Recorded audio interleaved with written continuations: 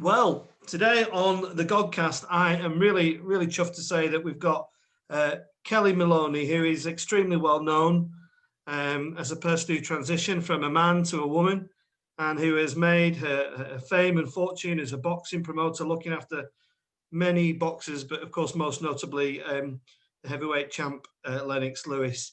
Kellie, hi. Hi, You are in sunny Portugal. I am. Yes, I moved to. I've always had a house in Portugal for about the last 21 years. It was one of the trappings that and successes of the Lennox Lewis story that I sort of had, and it was always my place to escape. And when my story broke about my transition, I came to Portugal and spent quite a lot of time here. And I realised I was happier here than anywhere else, so I decided to move here. All right. Is it mainly Brits that your neighbours, or is it Portuguese? What's the No, I live in a little Portuguese village, actually, a little farming village. People have this concept of the Algarve being just Vila Moura, Albufeira, and Quinta and Valdaloba, and a couple of others like Covera that way. But Portugal is a beautiful country, and the Algarve has got beautiful countryside. I live in a little country village not far from Tavira. There's a few expats here, but it's mainly a Portuguese farming community. right? Okay. Yeah, sounds very nice. Kellie, I've been when you kindly agreed to do this interview, I've been watching, and I've always liked boxing, but I've been just watching a few interviews with yourself, and in your stories, there's some wonderful, interesting stories. But what I don't know much about you, Kellie, is what life growing up as a kid. Were you a typical kind of Millwall boy, or what was? No, I was born to an Irish working class Roman Catholic family. I was an altar boy. Um, I went away to be a missionary priest at the age of 13 because I went to a Roman Catholic school, and being the oldest boy in a an Irish family, they like to sort of gear you to the priesthood, and if you're a daughter, they gear you to the. I would have been a nun if I was born a female, wouldn't I? It'd have been terrible. um, Kellie, so I went away to. that is amazing that you say that you were being pushed to the priesthood. I never knew that. So was church a spiritual experience, or was it something that you just kind of suffered? No, I was very much. I liked going to church. Um, at the age of I think 11, I went to Lourdes in France with a pilgrimage with all the sick people of my church. I went as one of the altar boys. No, and I was a member of like the church football team, the church youth club. No, my life was quite centered around the church. My mother and father were run a social clubs, were the stewards for the church's social club in Peckham. Right. So no, I wasn't. My parents uh, obviously took us to church, but as we grew up, they gave us the freedom to go to church or not go to church. It Yeah. wasn't, but there wasn't. If we didn't go, they wasn't very happy. If I'm honest. And then I'd done the same with all my children are christened. But I let them make their choice up till about 10 or 11. I took them to church, and then about 11 or 12, it would have been secondary school. Then I let them make their own decision, and all my girls just stopped going to church. Yeah. I mean, I'm not a practicing Catholic, but I do go to church sometimes. I've been to an Anglican church here in Portugal with my friends. I don't find a lot of difference between the Anglican service and the Catholic service, to be honest. Well, I'm Church of England, but I'm quite high, so we're quite Catholic in our kind of traditions. But so your faith sounds like it's still very much with you, then, Kellie. Well, I believe I'm a bit like Doubting Thomas, the one that wanted to put his fingers into the hole. A picture on the wall. Have you got? Oh, that's interesting. A lot of people don't know when I talk about it. They go, "Who?" And I sort of, he's one of the apostles. I said, and he never believed God had risen from the dead unless he could put his fingers in the hole of the. I said, and to be honest, I'm a little bit like that. I said, I want to believe in God, but I've not got no proof there's a God. I said, except for my upbringing, I said, and without sounding rude to any religion, I find religion is a little bit a way of controlling people, I believe, as well. Yeah. So because we're always told God is a God-loving person, a caring person, and my mother answers is great because my mother's very religious. She goes to church every day, prays for everybody. She must have a list bigger than the Pope's list of praying for people, and that's true. No, that is true. And she just says God gives everyone a chance. Because I look at it this way: if there is a God and he's this kind guy, why have we got murderers? Why have we got paedophiles? Why have we got wars? Why have we got Christians fighting Muslims? Yeah. Muslims fighting Jewish people. I think that's a standard question, isn't it? I think a lot of people want to know that, including priests and vicars. If this is a loving God we're talking about, why is there suffering in the world? And I think, so I sort of I don't go to church regular. I'll go into church every so often. I quite like going into a church when it's empty and just sitting there. And I do talk. I like looking at the statues, and I like to light a candle and pray. I have certain saints that I like and I pray to. I believe that everyone has a guardian angel, and I believe my angel's been very protective of me. I also believe there could be a God because, without saying, I have attempted suicide a few times. In my transitioning period, in my very down periods, yet he hasn't taken me. I was after an operation on my face in Belgium. During my transition, I was on intensive care and a life support machine for 4.5 days. And I think, you know what? Maybe there is a God, and he wants me in this world for something, for a reason, or maybe there's not a God. I honestly don't know. But my father died in 2009, and that was one of the things that helped me come out more.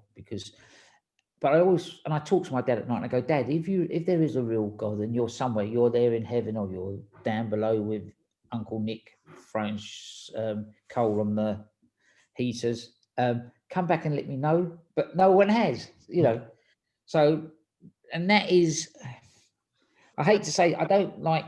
Kellie, I think you just expressed what so many other people feel. They kind of want proof.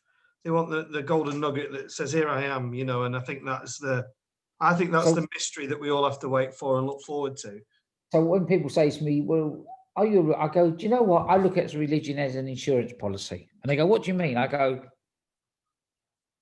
"Well, I believe there's a God. So if there is a God, then I stand a chance of getting in. If there isn't a God, I haven't lost anything." That's so true. It really is.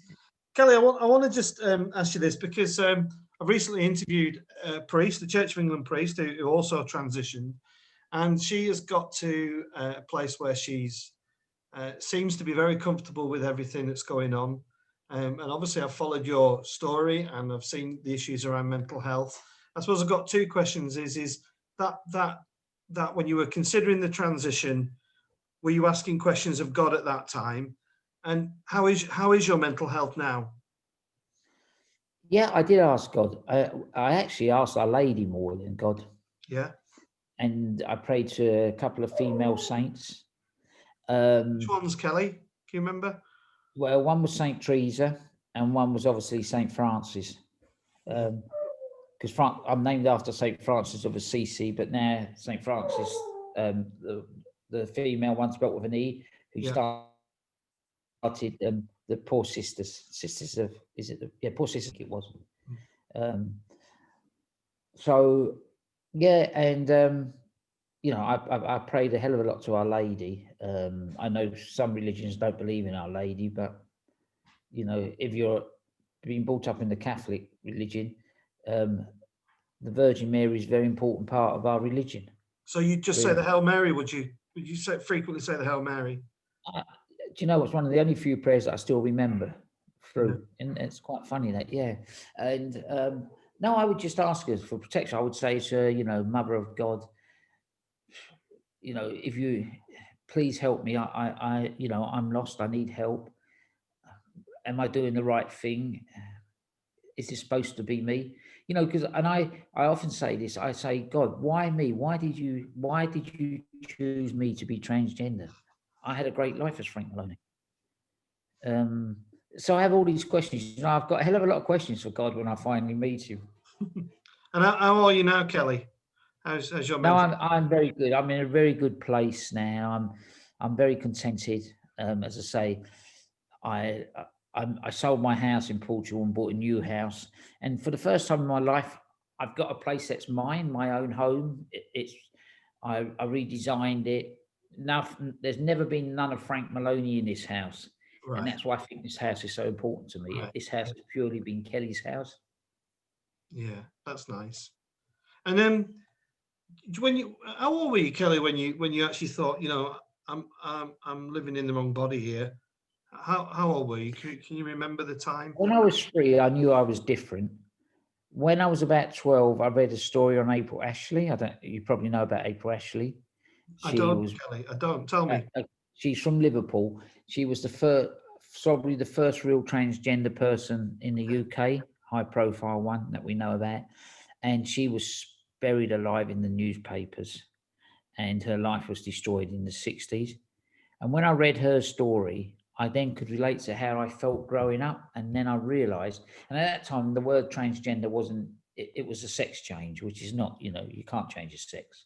And the word, so I just realized that I was born in the wrong body. And I was a female in a male's body. Yeah. And it took a long time for that to kind of evolve. Well, it was there, but I suppressed it and I kept it really under lock and key because obviously in my upbringing in the Catholic faith, my mother and father's way of bringing me up, my brothers, and I just done what was expected of any young man. I grew up in Peckham, the streets of Peckham. I went to, as you say, to Millwall. I got involved in sport because that's what our father pushed us in, encouraged us. It's wrong to say pushed us. He encouraged us to go into sport. I think he would have liked one of us to be a jockey or a footballer, but none of my brothers or myself, we made that far. Did anybody ever, you get some people that've got kind of sixth sense, haven't they? Did anybody ever kind of think there might be something different, or was it complete? No, I don't think, no, because I made this point of never wanting to be different. And if anything, I overcompensated that side, and that would explain for a lot of the reasons why I was quite outspoken as Frank Maloney, the comments I made about the gay community at certain times in my life. If you check, the only people I never run down was the transgender community. I always kept very clear of that subject. But I spoke about same-sex marriages being wrong, about same-sex families being wrong, and I know I was wrong about all these comments because we're all human beings. And where did that come from, Kelly? Would you think that was some of the Roman Catholic doctrine that you'd been kind of? No, I don't. It was anything to do with Roman Catholic. I think it was just the people I hung about with in Peckham. It was they were all macho, tough guys. To be honest, some of them was even into that craze of queer bashing at that time. You would hear like in the cafes sitting in Peckham that some of the older guys would come and go, oh, we was up so and so that night. So there was a couple of guys, they use different expressions, but I won't use them now because they're not the right ones to use, And we give them a clump, and I used to think, oh, if ever these, and I knew about myself, and I thought, what would they do to me if they ever found out? So I made a point of putting these walls all the time in front of me and blocking that, so there was no one had any indication except for myself. Yeah. Do you know, Kelly, I don't want to patronize you, but when I looked at your story, it's so moving. You've had so much. You've had, I was reading about the boxer who you found who passed away, and that must have Darren been. Sutherland, yeah. I mean, that was How was that? that was terrible. To be honest, the likes of Darren Sutherland, and then my very good friend and my colleague at work, Dean Powell, who was my matchmaker, who threw himself under the London to Brighton train, and no one knew why. And he was at the height of his career. Well, he was in the boxing career, but he was the number one person at the level he was at. And them two, and I just thought, you know what? They hid something from the world that they couldn't talk about. They couldn't speak. I could go the same way, and I nearly did. But thankfully, the love of my family and the support of my children, and maybe a bit of my religious beliefs, kept me from going that, Yeah. kept pulling me back and putting me on that track till I had the courage to stop lying to myself and look in the mirror and face the real person that was looking back at him, and not the person that was living in a false world. Yeah. Do you know what, Kelly? At the moment, my job is I'm getting a lot of bad news at the moment. People are sharing me how they're feeling, and there is no doubt whatsoever there is to me, there's a bit of a mental health crisis. If it's not here now, it's around the corner. Well, I do think with this virus, and especially with winter coming and all these new systems coming in, you're going to see the suicide rate raise, and you're going to see a lot of people suffer. Kelly, people are going to. Kelly, you're a great advocate for what you are in your life and mental health. If there's somebody watching this who's like, they're on the floor at the minute, and forget transitioning and sexuality at the moment, just think purely about mental health. What would you say to somebody who's watching this now who's in that position? I would say to them, the worst thing to do is to let yourself slip further into that dark tunnel, because once you go into that tunnel and you lose sight of the light, you don't come out of that tunnel. And it's then the people you leave behind, they're the ones who suffer. You instantly ending your problem, but the people you leave behind will suffer. So don't try and beat this on your own. Don't try and beat this with a bottle of alcohol. It doesn't work. Don't try and beat this with pills. It doesn't work. Pick up the phone, speak to a friend, speak to a colleague, street and speak to a stranger. If you can't do that, pick up the phone and speak to the Samaritans, or find a group and go to that group. It's, we all need someone to talk to. We all need someone to be able to share our burden, if that's the right word. And It was only when I realized that I could turn to my family and my daughters that I was finally able to accept things and move forward. Yeah. Thanks, Kelly, for sharing that, because I think that people are feeling like that at the minute, and there's different levels where people are. But I think if anybody, listen, I mean, if anyone is that and they want to talk, I'm all, my Twitter page or my Instagram page, just message me, and I do a lot. I get back to a lot of people, and I have a little, not on a regular basis, because I am quite private. Much people don't believe that, but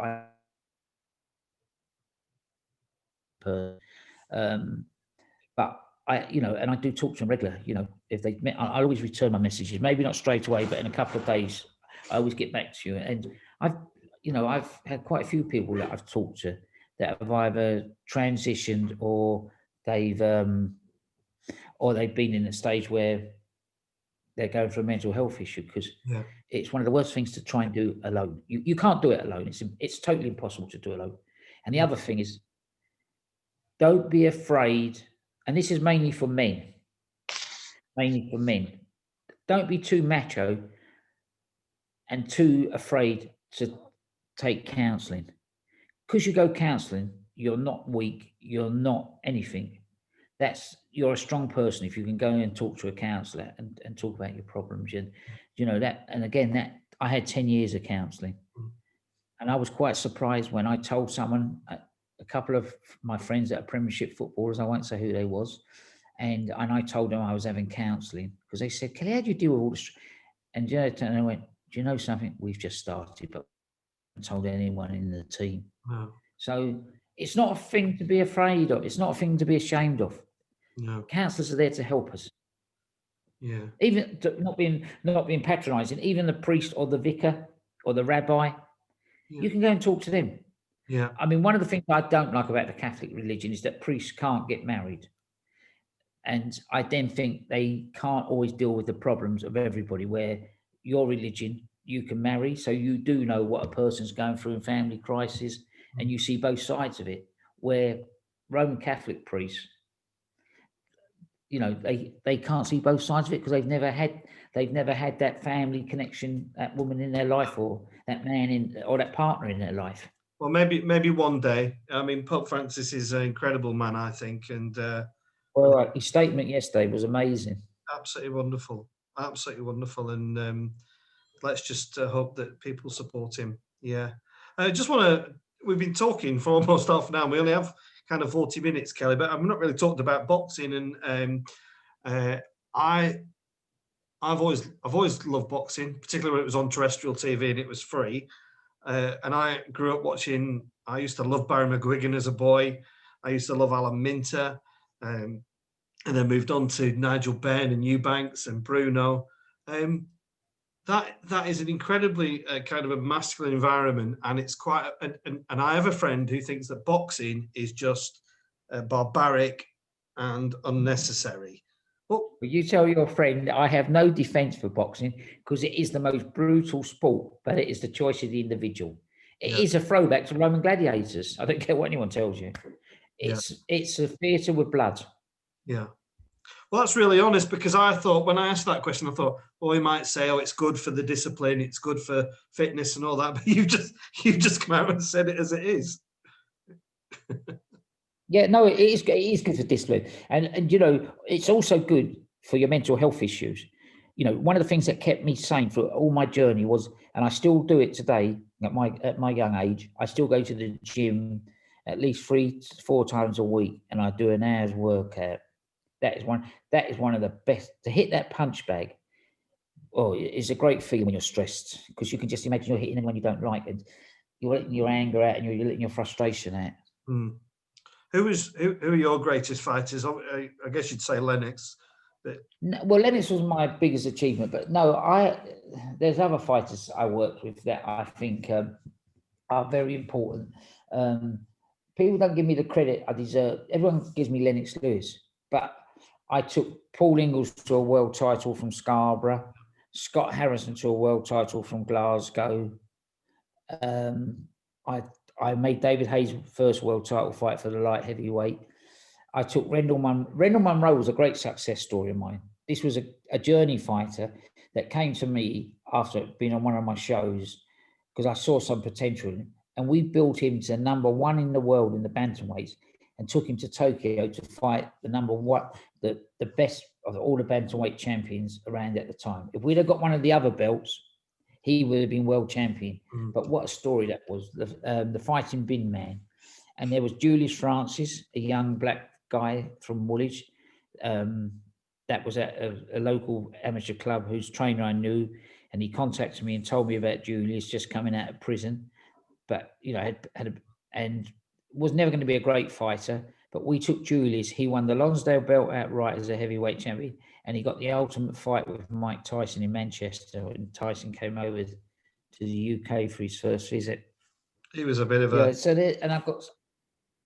and people don't realize I don't get the credit for these fighters because they were probably not great household names, or they weren't the Nigel Benns, they wasn't the Lennox Lewises, the Prince Nazim Hamid. But to take an ordinary kid and get him all that far, even to get them to the British title, Manchester, Jamie Moore was a good story of mine. That we worked with.